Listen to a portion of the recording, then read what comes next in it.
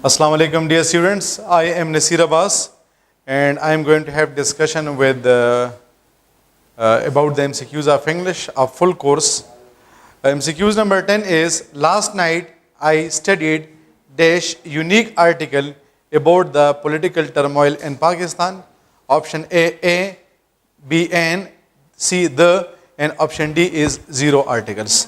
देखिए यहाँ पर हमारे पास जो है वो बुक आया है, बुक इज़ आर्टिकल आया है, article is basically a common noun, और हमारे पास जब कॉमन नाउन आता है तो हम उससे पहले नॉर्मली इनडिफिनिट आर्टिकल को यूज़ करते हैं। अब इनडिफिनिट आर्टिकल एक हमारे पास ए है और दूसरा हमारे पास एन है। याद रखिए कि ए को हम यूज़ करते हैं कंसोनेंट साउंड के साथ, जबकि एन को हम यूज़ करते हैं वावल साउंड के साथ। अब हमारे स्टूडेंट्स गलती क्या करते हैं कि वो ये समझते हैं कि यहाँ पर हम वावल लेटर और वावल कंसोनेंट लेटर की बात कर रहे हैं। नहीं भाई, यहाँ पर हम जो है वो लेटर की बात नहीं कर रहे, सॉरी, यहाँ पर हम कंसोनेंट और वावल लेटर की बात नहीं कर रहे हैं, बल्कि यहाँ पर हम कंसोनेंट और वावल साउंड की बात कर रहे हैं। कंसोनेंट और वावल साउंड के दरमियान डिफरेंस करने का सबसे आसान तरीका ये है कि आपके पास जो वर्ड आया है आप उसको उर्दू में लिखें। फॉर एग्जाम्पल यहाँ पर हमारे पास आया है यूनिक। अब ये यूनिक इस तरह लिखते हैं UNIQUE। अब ये जो हमारे पास यू है ये हमारे पास वावल लेटर तो है, लेकिन क्या यहाँ पर ये हमें वावल साउंड दे रहा है या नहीं दे रहा है? तो इसको पहचानने का सबसे आसान तरीका ये है कि मैं इसको उर्दू में लिखता हूँ। तो मैं जब यूनिक को उर्दू में लिखूंगा तो ये इस तरह आएगा। तो जो वर्ड आपके पास आप उसको उर्दू में लिखते हैं और उसके स्टार्ट में अलिफ आ जाए, अलिफ फॉर एग्जाम्पल मैं कहता हूँ कि ही इज डैश SSP। अब एस को अगर आप देखते हैं तो एस बेसिकली आपके पास क्या है, ये आपके पास एक कंसोनेंट लेटर है, लेकिन अगर आप इसको उर्दू में लिखते हैं तो एस को हम इस तरह लिखते हैं एस। तो इसके स्टार्ट में क्या आ रहा है, अलिफ आ रहा है। तो याद रखें कि जिस वर्ड के स्टार्ट में अलिफ आता हो, चाहे वो कंसोनेंट लेटर से स्टार्ट क्यों नहीं हो रहा, आप उसके साथ एन लगाएंगे। और अगर किसी भी वर्ड के स्टार्ट में आपके पास अलिफ आता है, चाहे अलिफ नहीं आता है, चाहे वो वावल लेटर से स्टार्ट क्यों नहीं हो रहा, फिर भी आप उसके साथ ए लगाएंगे। तो जिस वर्ड के स्टार्ट में अलिफ उसके साथ एन, जिस वर्ड के स्टार्ट में अलिफ नहीं होगा फिर उसके साथ ए आएगा।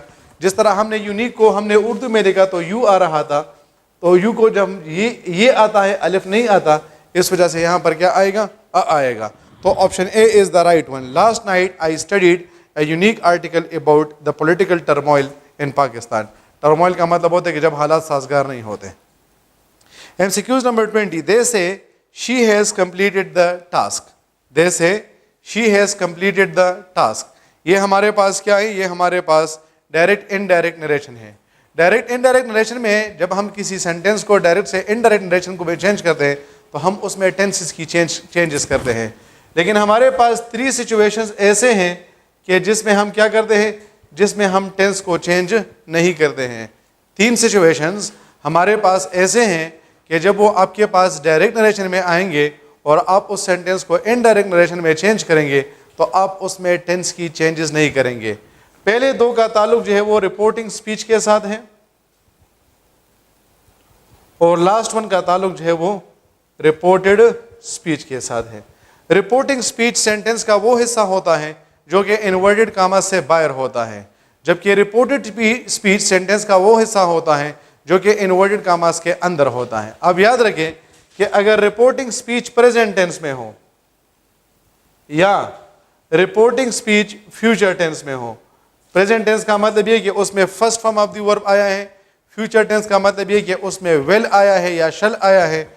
तो अगर रिपोर्टिंग स्पीच प्रेजेंट टेंस में है या रिपोर्टिंग स्पीच फ्यूचर टेंस में है या रिपोर्टेड स्पीच में आपके पास कोई यूनिवर्सल ट्रूथ आया हो, तो फिर याद रखिए कि आप जब उस सेंटेंस को इनडायरेक्ट नरेशन में चेंज करेंगे तो आप उसके टेंस को चेंज नहीं करेंगे।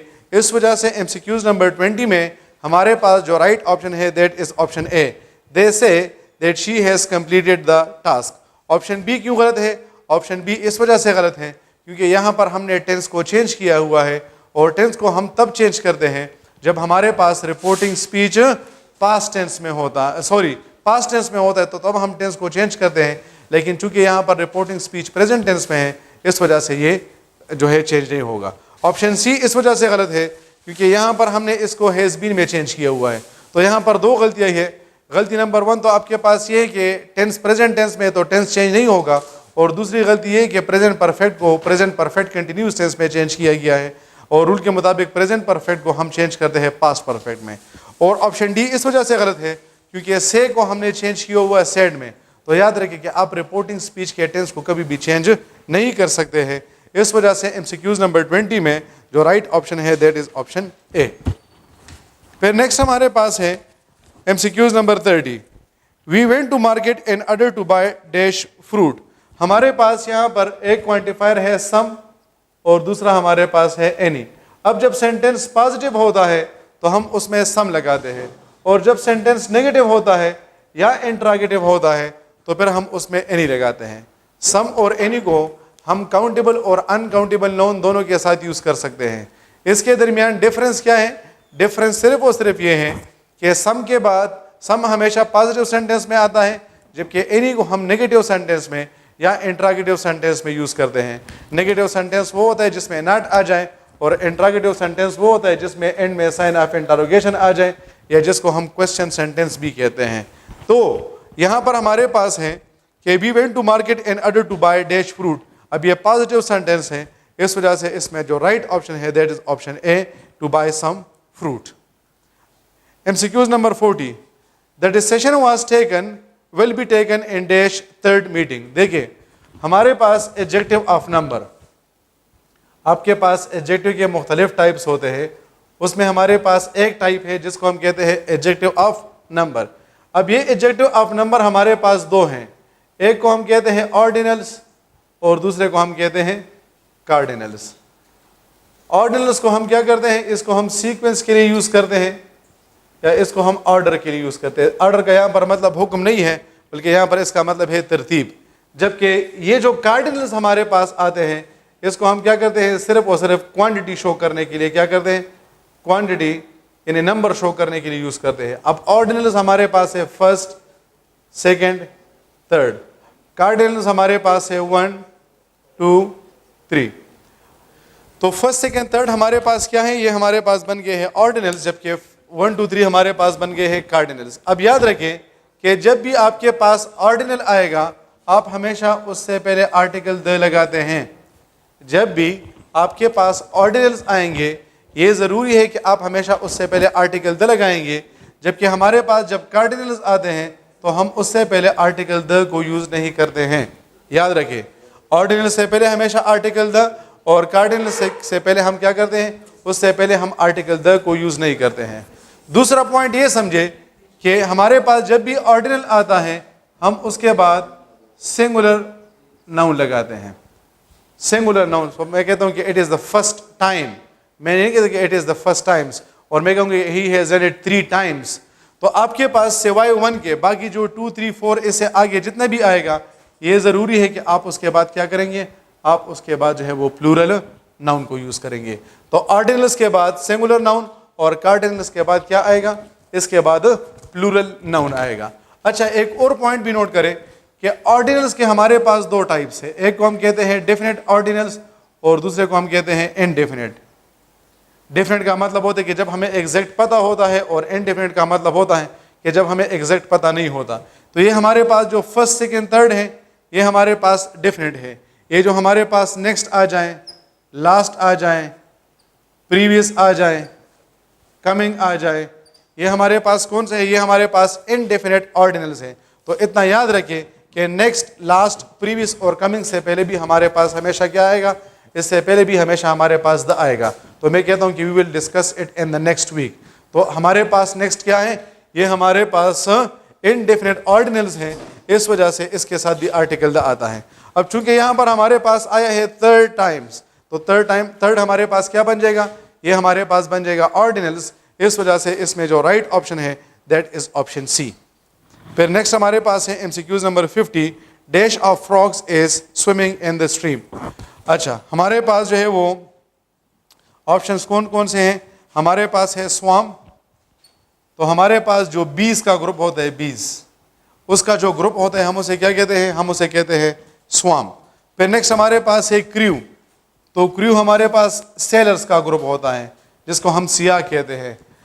सही है, जो हमारे पास जो है वो किसी समंदरी जहाज़ में होते हैं, हम उसके ग्रुप को क्रू कहते हैं। हमारे पास जो रॉबर्स होते हैं, जो चोर वगैरह होते हैं, उसका जो हमारे पास ग्रुप आता है हम उसे कहते हैं गैंग। और हमारे पास जब फ्रॉक्स का ग्रुप आता है तो फ्रॉक्स के ग्रुप को हम क्या कहते हैं, उसको हम कहते हैं आर्मी। तो फ्रॉक्स का जो आपके पास ग्रुप होगा हम उसे कहते हैं army. That is why in MCQs number 50 the right option is option ए।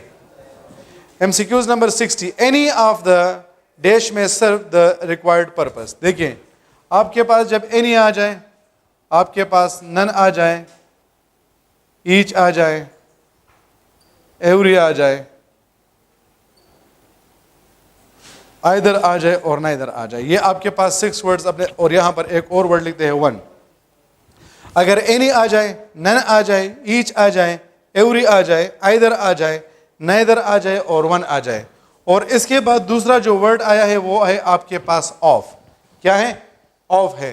तो फिर याद रखिए कि आपके पास जो नाउन आएगा आप उस नाउन का हमेशा प्लूरल फॉर्म लगाएंगे, जो कि आपके पास जो वर्ब आएगा आप हमेशा उस वर्ब का सिंगुलर फॉर्म यूज करेंगे। ये बड़ा इंपॉर्टेंट और इंटरेस्टिंग पॉइंट है और आप लोग के लिए इंपॉर्टेंट भी बहुत ज़्यादा है। ठीक है कि अगर हमारे पास 1 आ जाए, नन आ जाए, ईच आ जाए, एवरी आ जाए, आइदर आ जाए, नाइदर आ जाए, और उसके बाद जो दूसरा वर्ड आया है वो हमारे पास ऑफ है, तो हमारे पास जो नाउन आएगा वो प्लूरल होगा और जो वर्ब आएगा वो सिंगुलर होगा। क्या मतलब है इसका? मैं सेंटेंस लिखता हूं, one of my friends is coming, one of my friends is coming. तो हमारे पास 1 के बाद देखिए क्या आया है? ऑफ। तो मैंने नाउन कौन सा लगाया है? प्लूरल। वर्ब मैंने कौन सा लगाया है? सिंगुलर। तो इस वजह से जब 1 और नन आएगा उसके बाद जो हमारे पास नाउन आएगा वो प्लूरल होगा और जो वर्ब आएगा वो सिंगुलर होगा। तो MCQs नंबर 60 में ऑप्शन ए है टूल, तो टूल तो हमारे पास सिंगुलर बन जाएगा। फिर ऑप्शन सी हमारे पास है टूल्स, यहाँ पर हमने एपोस्ट्रोफी एस लगाया है, यानी हम इसका पॉजिटिव केस यूज़ करना चाहते हैं, तो हमारे पास पॉजिटिव केस यूज़ करने की कोई ज़रूरत ही नहीं है। ऑप्शन डी भी इसी वजह से गलत है क्योंकि यहाँ पर हमने टूल्स लगाया है और फिर उसके बाद हमने एपोस्ट्रोफी लगाया है, तो इसका पॉजिटिव फॉर्म यूज़ करने की कोई ज़रूरत ही नहीं है। इस वजह से MCQs नंबर 60 में जो राइट ऑप्शन है that is option B. MCQs number 70, he is the dash of the 3 boys. देखिए अगर आपके पास 2 आ जाए 2, तो फिर आप उसके लिए कंपेरेटिव डिग्री को यूज़ करते हैं, और अगर आपके पास 3 आ जाए 3 या 3 से ज़्यादा आ जाए तो फिर आप उसके लिए सुपरलेटिव डिग्री को यूज़ करते हैं। 1 के लिए तो हम क्या करते हैं? पॉजिटिव डिग्री यूज़ करते हैं। देखिए आपको ये पता होगा कि हमारे पास एडजेक्टिव के 3 डिग्रीज होते हैं, positive, comparative and superlative. Positive degree को हम 1 के लिए यूज़ करते हैं, कंपेरेटिव डिग्री को हम 2 या मोर देन 2 के लिए यूज़ करते हैं, जबकि सुपरलेटिव डिग्री को हम 3 या मोर देन 3 के लिए यूज़ करते हैं। अब गुड हमारे पास पॉजिटिव डिग्री है और बेटर हमारे पास कंपेरेटिव डिग्री है, बेस्ट हमारे पास सुपरलेटिव डिग्री है। इस वजह से इसमें जो राइट ऑप्शन होगा दैट इज ऑप्शन सी। तो MCQs नंबर 70 में जो राइट ऑप्शन है that is option C, he is the best of the. MCQs number 80 हमारे पास है, Gulkhan is one of the dash man of the world.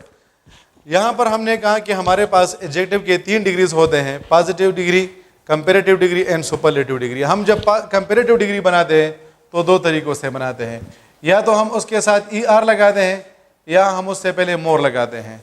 जो monosyllabic word होता है उसके साथ ER आता है और जो मोनोसिलेबिक वर्ड नहीं होता उसके साथ मोर आता है।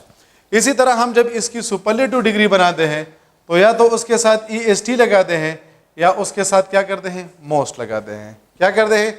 या तो EST लगाते हैं या मोस्ट लगाते हैं। अब पॉइंट ये बनता है कि फॉर एग्जांपल हमारे पास शार्पर भी आ जाए और हमारे पास मोर इंटेलिजेंट भी आ जाए, तो हमारे पास तो कंपेरेटिव डिग्री के दोनों फॉर्म आए हैं, या यहाँ पर हमारे पास शार्पेस्ट भी आ जाए और यहाँ पर हमारे पास मोस्ट इंटेलिजेंट भी आ जाए। तो फिर याद रखें कि रूल ये है कि पहले ER वाला एडजेक्टिव आएगा और उसके बाद मोर वाला एडजेक्टिव आएगा। सिमिलरली पहले EST वाला एडजेक्टिव आएगा और उसके बाद मोस्ट वाला एडजेक्टिव आएगा। इस वजह से MCQs नंबर 80 में ऑप्शन बी है, मोस्ट लर्नेड एंड वाइजेस्ट।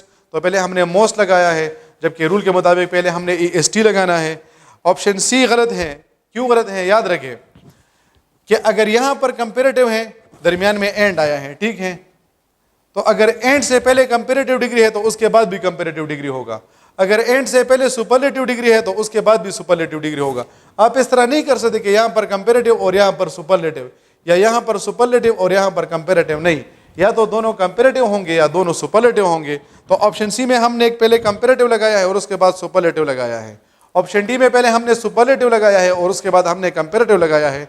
इस वजह से एमसीक्यूज नंबर 80 में जो राइट ऑप्शन आता है that is option A, wisest and most learned. MCQs number 90, Karachi is dash then Lahore.